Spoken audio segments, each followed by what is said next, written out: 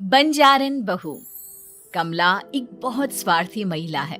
उसने पैसों के लिए एक ऐसे इंसान से शादी की जो पहले से शादीशुदा और एक बच्चे का पिता भी था। कमला के पति को मरे हुए एक अरसा बीत गया है। अब वो अपने सौतेले बेटे वैभव के साथ रहती है।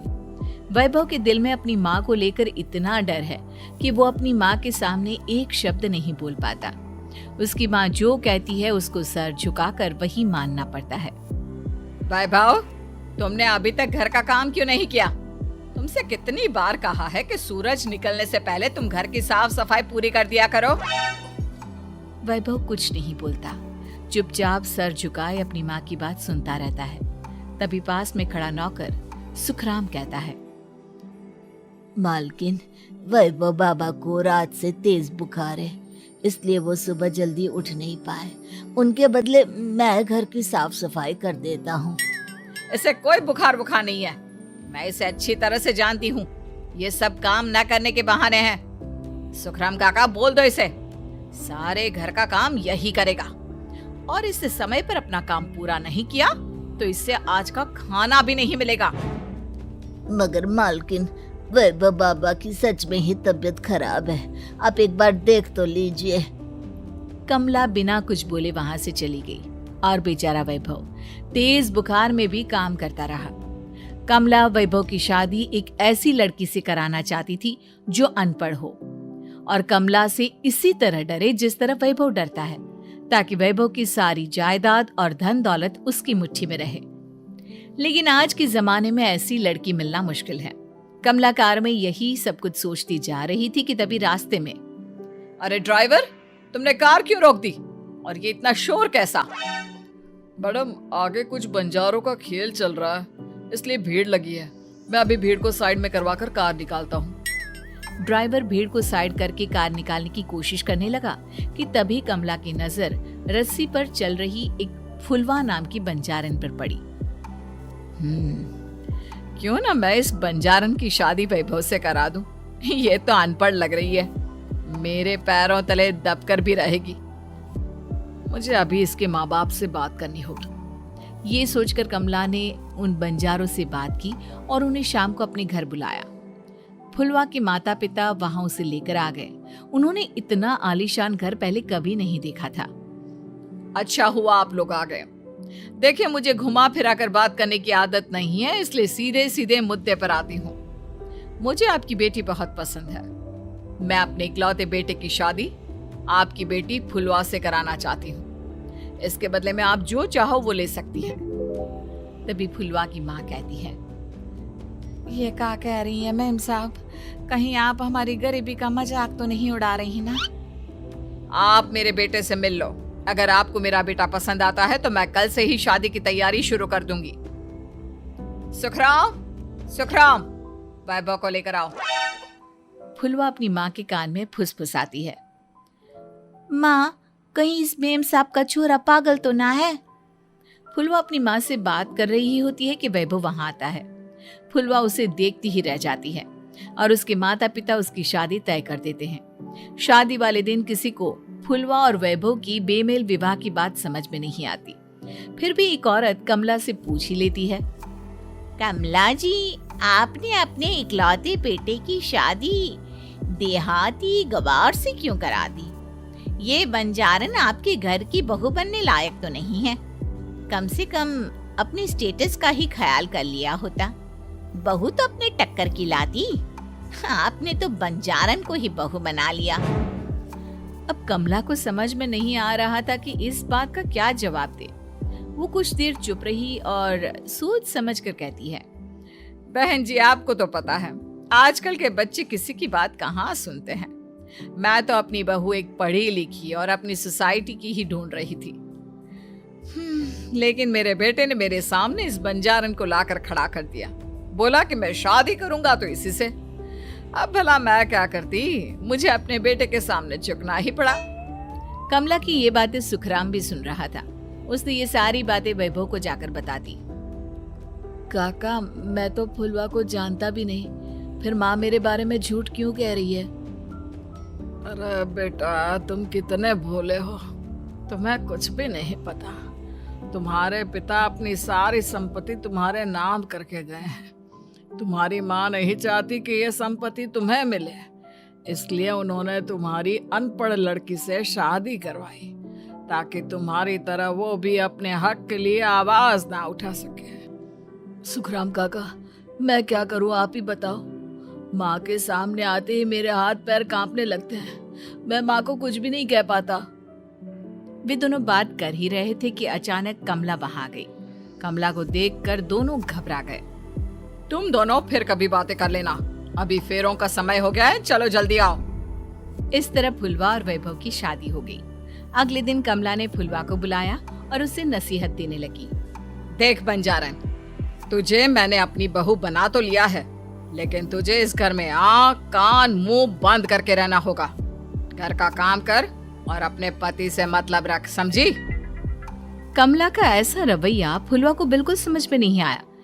उसने वैभव से इस बारे में बात की। सुनिए ना, माँ जी ने जिस तरह मुझसे बात की मुझे अच्छा नहीं लगा। शादी से पहले तो वो मुझसे बहुत अच्छे से बात कर रही थी, लेकिन शादी के बाद उन्हें क्या हो गया?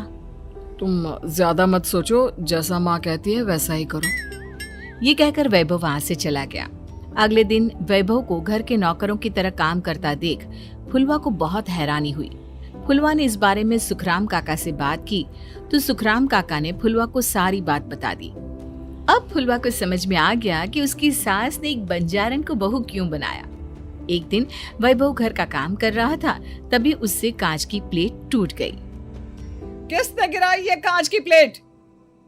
वैभव को वहां खड़ा देख कमला ने छड़ी से उसे मारना शुरू कर दिया। उसके पैर में कांच चुभ गया और खून बहने लगा, लेकिन फिर भी कमला उसे मारे जा रही थी। ये देखकर फुलवा ने कमला के हाथ से छड़ी छीन ली और तोड़कर फेंक दी। बंजारन, तेरी इतनी हिम्मत, तूने मेरे हाथ से छड़ी छीनी? कमला फुलवा को थप्पड़ मारने ही वाली थी कि फुलवा उसका हाथ पकड़ लेती है। ओ ससु माँ, मैंने मॉम की गुड़िया ना समझ लियो। बंजारन हो बंजारन, ईंट का जवाब पत्थर से देना जानती हूँ। आज के बाद मेरे या वैभव जी के ऊपर हाथ उठाने की सोचियो भी ना, समझी ससु माँ? ये कहकर फुलवा वैभव को लेकर वहां से चली गई। उसने वैभव के पैर पर पट्टी बांधी, उसके आंसू पोंछे। वैभव ने पहली बार किसी के दिल में अपने लिए इतना प्यार महसूस किया। अब फुलवा वैभव का हर काम में हाथ बटाती, उसका बहुत ख्याल रखती। इस तरह दोनों बहुत ज्यादा नजदीक आ गए। वहीं दूसरी ओर कमला सारी जायदाद अपने नाम करने की साजिश करने लगी। और एक दिन, वैभव, जल्दी बाहर आओ। कमला की आवाज सुनकर वैभव और फुलवा अपने कमरे से बाहर आ गए। जी माँ, आपने बुलाया? ये ले, इन कागजों पर साइन कर दे। वैभव कागजों पर साइन करने ही वाला था कि फुलवा वैभव के हाथ से पेन छीनकर कहती है, ना वैभव जी, आप इस पर हस्ताक्षर नहीं करेंगे। आओ बंजारन, मैं तुझसे बात नहीं कर रही। ये बात मेरे और मेरे बेटे के बीच की है।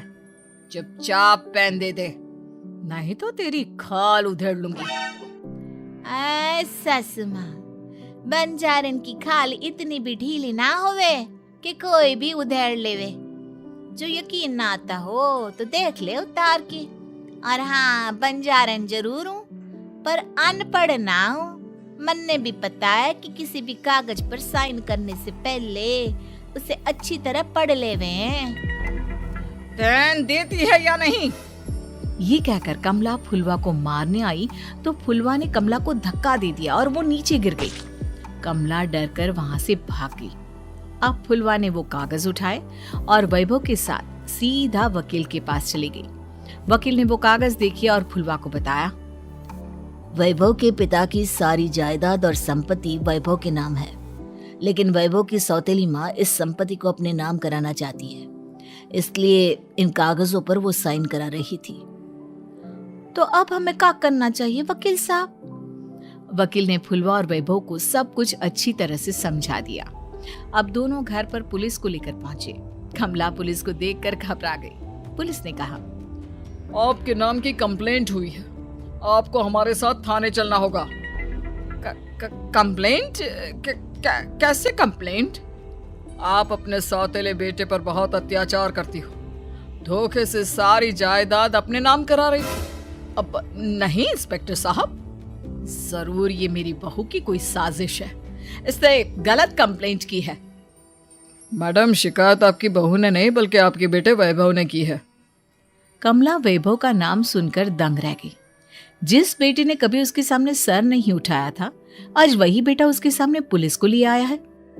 वैभव, तुम्हारी इतनी हिम्मत कि तुम पुलिस को ले आए? हाँ माँ, मैं लाया हूँ पुलिस को, और मेरे अंदर इतनी हिम्मत कभी ना आती अगर फुलवा मेरा साथ ना देती। आपने बंजारन बहू को लाकर अपने ही पैर पर कुल्हाड़ी मारी है माँ। मैडम, अब की बात खत्म हो गई हो तो चलो हमारे साथ। वैभव, मुझे माफ कर दो, मुझे थाने मत भेजो। आज के बाद मैं तुम्हें कभी नहीं मारूंगी, तुम्हें कभी परेशान नहीं करूंगी, मुझे माफ कर दो। वैभव अपनी कंप्लेंट वापस ले लेता है और पुलिस वहां से चली जाती है। वैभव अपनी सौतेली माँ से कहता है, मैंने पुलिस को वापस तो भेज दिया है, लेकिन मैं आपको माफ नहीं कर सकता। आपने बचपन से आज तक कभी मेरे सर पर हाथ नहीं रखा, हमेशा मुझे मारती रही, नौकरों की तरह बर्ताव करती रही। आप इस घर में नहीं रह सकती, चली जाइए यहाँ से। कमला घर छोड़कर चली गई और सड़क किनारे खड़ी होकर सोचने लगी, काश मैंने वैभव को माँ की तरह प्यार किया होता तो आज मैं इस तरह से बेसहारा ना हो जाती।